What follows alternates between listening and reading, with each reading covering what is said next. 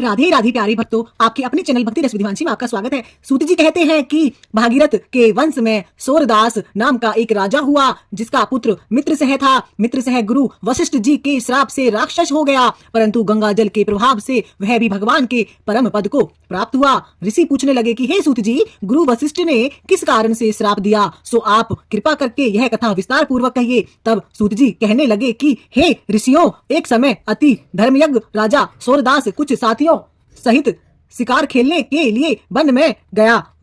वहां पर अनेक मृगों का शिकार किया।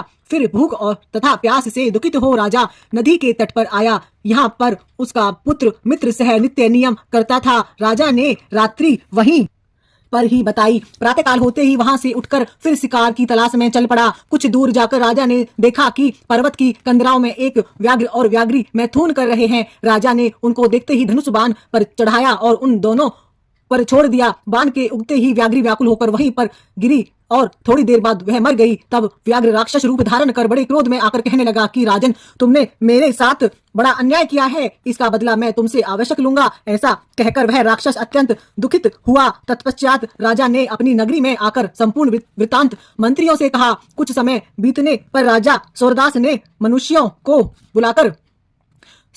बुलाकर अश्वमेध यज्ञ किया और गुरु वशिष्ठ जी ने विधि पूर्वक ब्रह्मादिक ऋषियों देवताओं को हवि देकर यज्ञ समाप्त किया। फिर स्नान करने के लिए नदी के तट पर चले गए। इतने में वही राक्षस जिसकी राक्षसी को राजा ने वन में मार दिया था, क्रोधित होकर अपना बदला लेने के लिए वहां पर आया और गुरु वशिष्ठ जी को वहां पर न देख उन्हीं का रूप धारण कर राजा से कहने लगा कि राजन, हम मांस खाएंगे, अंत हमारे लिए मांस बनवाओ, हम स्नान करके अभी आते हैं। इतना कह वह वहां से चला गया। फिर उसी राक्षस ने रसोइये का रूप रख राजा को मनुष्य का मांस पका कर दिया। जब वास्तविक गुरु वशिष्ठ जी स्नान करके वापस आए तो राजा ने सोने के थाल में सजा हुआ मांस मिश्रित भोजन उनके आगे परोस दिया। तब गुरुजी ने ज्ञान दृष्टि से मनुष्य के मांस का भोजन जान लिया और क्रोधित होकर राजा को श्राप दिया कि हे राजन, तुमने हमको मनुष्य का मांस खिलाने की चेष्टा की है और राक्षसों का भोजन दिया है, सो तुम भी राक्षस हो जाओ। तब राजा ने कहा, हे गुरुदेव, आपकी आज्ञा से ही ऐसा भोजन बनवाया है। यह सुनकर वशिष्ठ जी ने ज्ञान दृष्टि से राक्षस द्वारा राजा के छले जाने का संपूर्ण वृत्तांत जानकर राजा को बताया। तब राजा ने भी क्रोधित होकर अंजलि में जल ले लिया और कहा कि आपने अकारण मुझको श्राप दिया है, इस कारण मैं भी आपको यह श्राप देता हूँ।